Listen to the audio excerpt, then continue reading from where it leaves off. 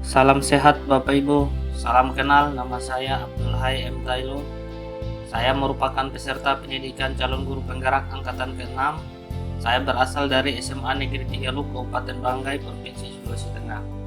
Pada kesempatan ini, saya akan membahas materi tentang demonstrasi kontekstual, nilai dan peran guru penggerak.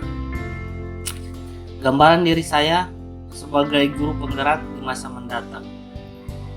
Yang pertama, saya menjadi seorang guru yang berpihak pada murid, yang mengamalkan pembelajaran yang berpihak pada murid, serta menuntun tumbuh kembangnya kodrat murid, tentu saja dengan selalu mempertimbangkan kodrat keadaan murid.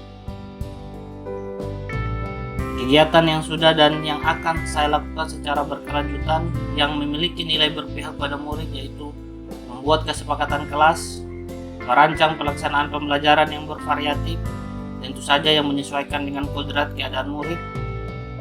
Kemudian memberikan kebebasan pada murid untuk memahami pelajaran sesuai dengan caranya. Keempat, memberikan kebebasan murid untuk mengimplementasikan ide-ide mereka. Selain menjadi seorang guru yang berpihak pada murid, saya juga menjadi seorang guru yang mandiri, yang selalu mendorong diri untuk selalu mengembangkan kemampuan baik di bidang profesional maupun di bidang pedagogik.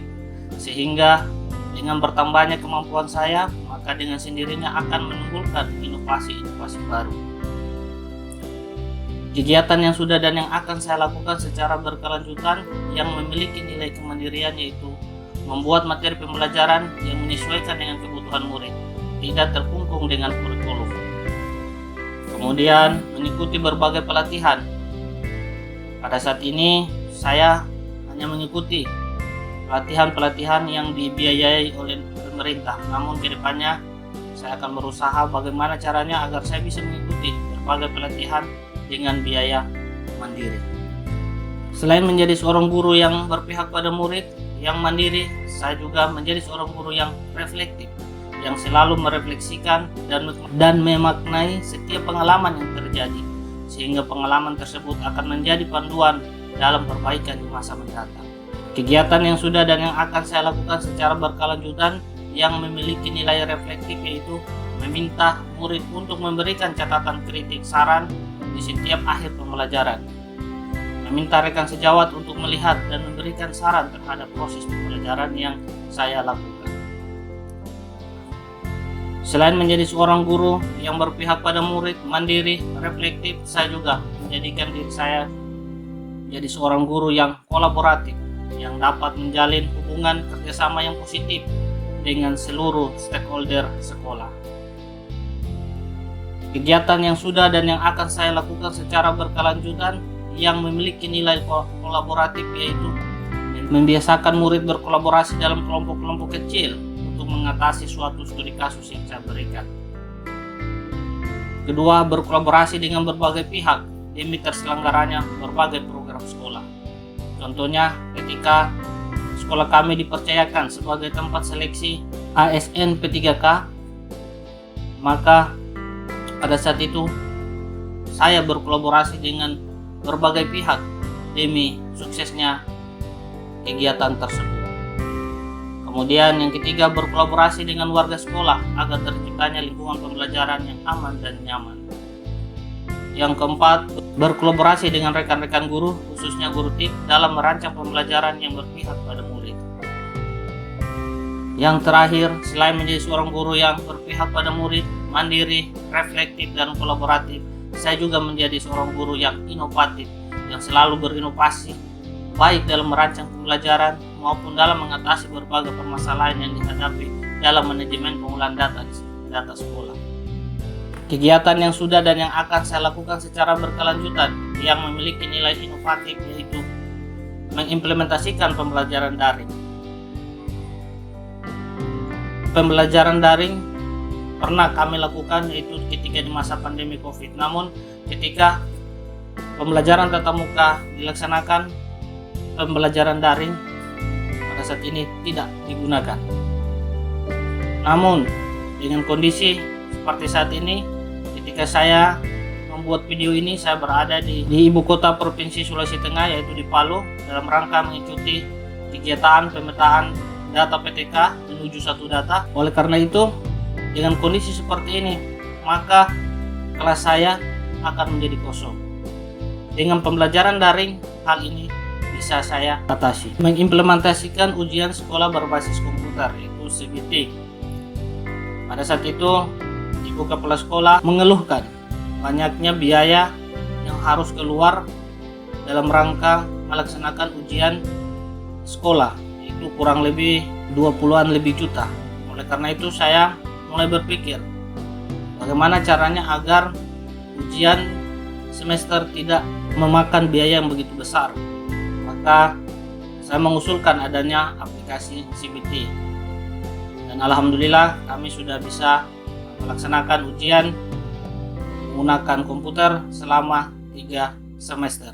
Dan akibat dari ujian menggunakan komputer atau menggunakan sistem CBT, maka biaya ujian semester menjadi berkurang. Kemudian mengimplementasikan PPDB online. Ini juga sama seperti kasus ujian sekolah berbasis komputer atau CBT.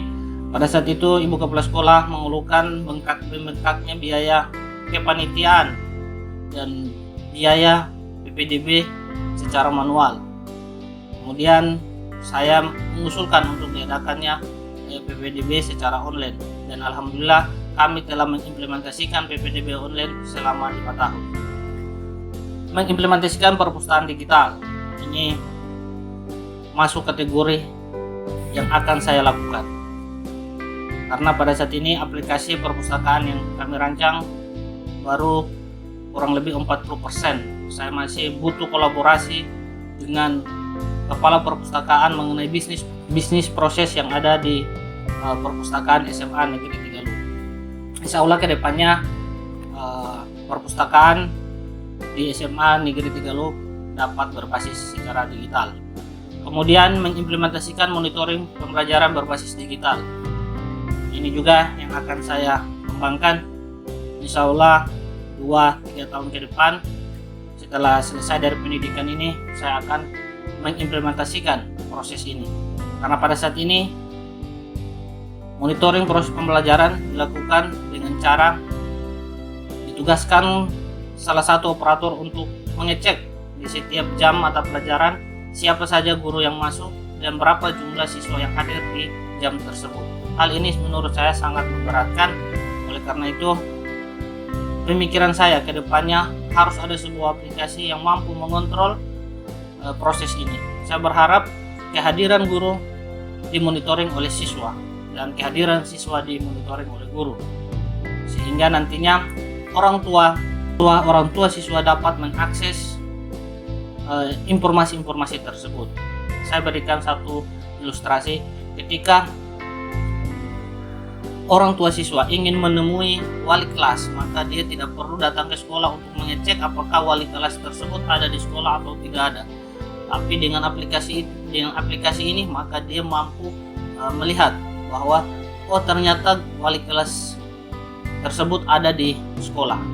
Kemudian orang tua siswa juga dapat mengecek apakah anaknya berada di sekolah atau tidak. Karena biasanya ada anak yang pamitan ke sekolah namun ternyata dia tidak ke sekolah. Dengan aplikasi itu maka orang tua bisa mengecek keberadaan guru dan keberadaan siswa yang ingin dia ketahui.